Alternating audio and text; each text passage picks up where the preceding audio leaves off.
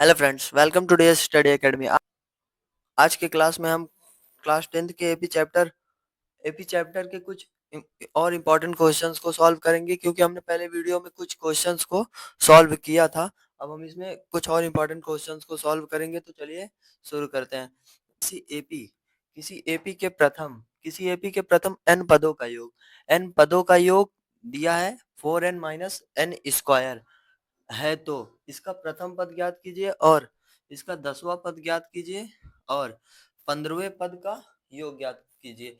हमें क्या क्या दिया है और क्या निकालना है, पहले आप इसका एक डाटा बनाइए कि क्या निकालना है हमको और क्या दिया है। सॉल्यूशन,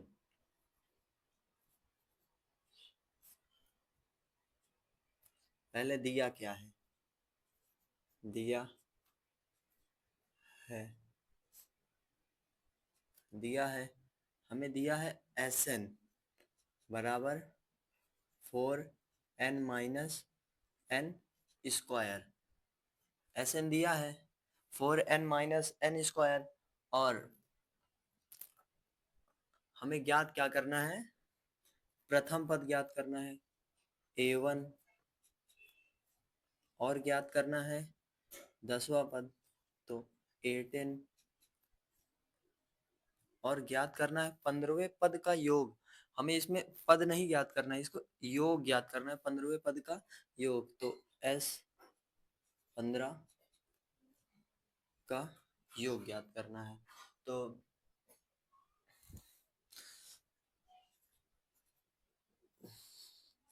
Sn बराबर 4n माइनस n स्क्वायर। हम इसमें n की वैल्यू को रख सकते हैं, n बराबर क्या क्या रख सकते हैं, 1 2 3 डॉट डॉट इनफाइनाइट तक। n की वैल्यू आप कुछ भी रख सकते हैं इसमें। तो हम सबसे पहले n की वैल्यू 1 रखेंगे, तो S1 को ही हम A1 कहते हैं, मतलब पहला पद।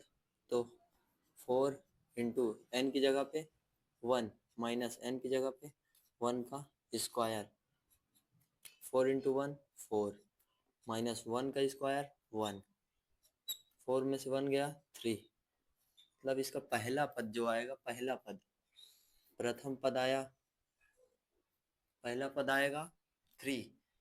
अब आप n की वैल्यू को 2 रखिए, n की वैल्यू को जब हम 2 रखेंगे तो H2 बराबर 4 इंटू एन की जगह पे 2।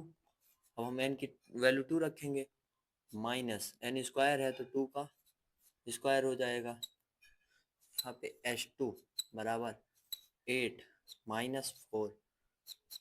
अब ये 8 माइनस 4, H2 बराबर आ जाएगा 4।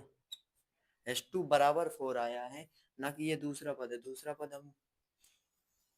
दूसरा पद ज्ञात करने के लिए A2 बराबर H2 माइनस S1।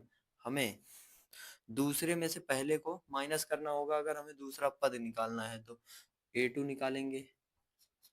H2 कितना आया है 4, S1 कितना है 3 माइनस 3, 4 में से 3 जाएगा तो 1, मतलब दूसरा पद जो आएगा, दूसरा पद आएगा 1, दूसरा पद आएगा 1। पहला पद आया है 3, पहला पद आया है 3, दूसरा पद आया है 1, तो इसकी एक सीरीज बनेगी। सीरीज क्या बनेगी, पहला पद है 3, दूसरा पद है 1। डिफरेंस कितने का है, -2 का है, -2 का डिफरेंस है, तो 1 के बाद आएगा -1, -1 के बाद आएगा -3। ऐसे करते करते एक सीरीज, पूरी सीरीज बनेगी। तो यहाँ पे a की वैल्यू तो 3 है, मतलब पहला पद 3 है। d कितना आएगा, d आएगा -2, d आएगा -2 जो कॉमन डिफरेंस है। तो अब हमें क्या क्या ज्ञात करना है, प्रथम पद हमने निकाल लिया है 3। अब हमें ज्ञात करना है 10वां पद, 10वां पद ज्ञात करना है। तो A10 बराबर A plus 9D, A10, A कितना है, मतलब प्रथम पद कितना है 3 प्लस 9 इंटू डी, सर्वांतर कितना है, सर्वांतर है -2। A10 बराबर 3 9 दूनी 18, ये माइनस में है तो माइनस में 18। अब -18 में से 3 को जब हम घटाएंगे तो ये आएगा, मतलब -18 में से जब हम 3 को जोड़ेंगे, घटाएंगे नहीं, क्योंकि 3 जुड़ेगा, 3 प्लस है और ये माइनस है। -18 में 3 को जोड़ेंगे तो आएगा -15। 10वां पद हमारा आएगा -15। 10वां पद आएगा हमारा -15। अब हमें 15वें पद का योग ज्ञात करना है। 15वें पद का योग ज्ञात करना है मतलब S15 को ज्ञात करना है। ठीक, S15 को ज्ञात करना है तो Sn बराबर कितना दिया था, 4n minus n square. n square, हमने n की वैल्यू क्या रखी है, 15, क्योंकि हमें 15वें पद का योग ज्ञात करना है। तो यहाँ पे भी n की वैल्यू को हम 15 रखेंगे। 4 इंटू 15 माइनस 15 का होल स्क्वायर। 15 इंटू 4 60 माइनस 15 का जब हम स्क्वायर करेंगे तो 15 का स्क्वायर होता है 225। 225 जब हम -225 में 60 को ऐड करेंगे तो ये आएगा माइनस का 165 S15, मतलब 15वें पद का योग आएगा माइनस का 165। हमें ज्ञात क्या क्या करना था, प्रथम पद -3 आया है, ज्ञात करना था 10वें पद का योग। 10वें पद का योग आया है -15, और ज्ञात करना था 15वें पद का योग ज्ञात करना था। योग 15वें पद का योग ज्ञात करना था, माइनस का 165 आया है। ये दूसरा प्रश्न क्या कह रहा है, 200 लट्ठों को ढेरी के रूप में।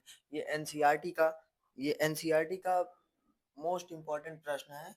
ये कह रहा है 200 लट्ठों को ढेरी के रूप में इस प्रकार रखा जाता है। 200 लट्ठों को ढेरी के रूप में इस प्रकार रखा जाता है, सबसे नीचे वाली पंक्ति में 20 लट्ठे, उससे ऊपर 19 और उससे ऊपर वाली पंक्ति में 18 लट्ठों को रखा जाता है।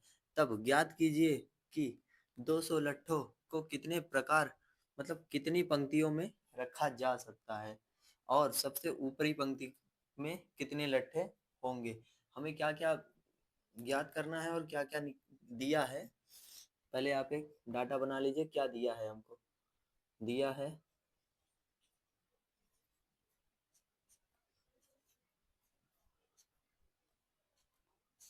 दिया है 200 लट्ठों को, मतलब योग दिया है एसएन। एसएन दिया है कितना, 200। एसएन दिया है 200 लट्ठों को कितने, 200 लट्ठों को ढेरी के रूप में इस प्रकार रखा जाता है, सबसे नीचे वाली पंक्ति में 20 लट्ठे, उससे ऊपर वाली पंक्ति में 19। इसमें एक सीरीज बनेगी, सबसे ऊपर वाली पंक्ति में 20, फिर उससे 19, फिर उससे नीचे वाली ऊपर वाली पंक्ति में 18 रखा जाता है। 18, इसमें ए दिया है कितना, 20, डी दिया है कितना, -1। ठीक, अब हमें ज्ञात करना है कितनी पंक्तियों में रखा जा सकता है, मतलब हमें ज्ञात करना है एन। एन को ज्ञात करना है कि कितनी पंक्तियों में इसको रखा जा सकता है, ये 200 लट्ठों को। और सबसे ऊपरी पंक्ति में कितने लट्ठे होंगे, सबसे ऊपरी पंक्ति मतलब अंतिम पद कितना होगा। अंतिम पद एल से लिखते हैं हम लोग, तो एल पूछ रहा है, एन पूछ रहा है और एल पूछ रहा है। योग दिया है, पहला पद दिया है और सार्वधातुक दिया है, तो हम पहले योग का फॉर्मूला लगाएंगे। एस एन बराबर N by 2 A plus N -1 into D. S N कितना दिया है, योग, योग हमको दिया है 200, तो योग को आप रख दीजिए 200।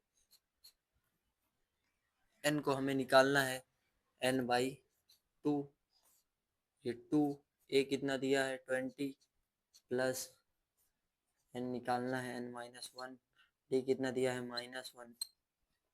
जब ये 2 इधर जाके मल्टीप्लाई करेगा, ये 200 है तो ये हो जाएगा 400। n 20 से जब 2 गुणा करेगा तो 40 होगा। ये -1 अंदर मल्टीप्लाई करेगा तो माइनस है, तो अंदर जब गुणा करेगा तो चिन्ह को बदल देगा। ये -1 है, ये 1 n प्लस में है तो ये हो जाएगा माइनस का n, और ये माइनस का है, माइनस माइनस मल्टीप्लाई करेगा तो प्लस का 1 बनेगा। ठीक, अब